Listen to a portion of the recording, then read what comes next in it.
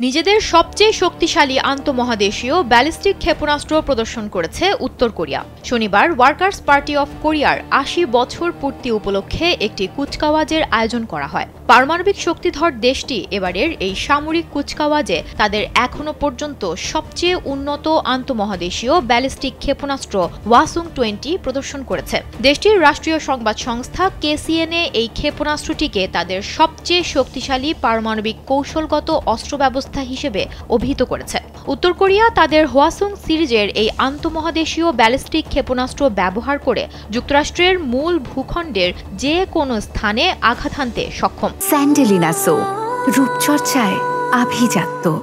কেসিএনের প্রতিবেদনে বলা হয়েছে, কুচকাওয়াজে রাশিয়ার নিরাপত্তা কাউন্সিলের উপপ্রধান ও প্রেসিডেন্ট ভ্লাদিমির পুতিনের ঘনিষ্ঠ সহযোগী দিমিত্রি মেদভেদেভ, চীনের প্রধানমন্ত্রী লি কিয়াং এবং ভিয়েতনামের নেতা তো ল্যাম উপস্থিত ছিলেন।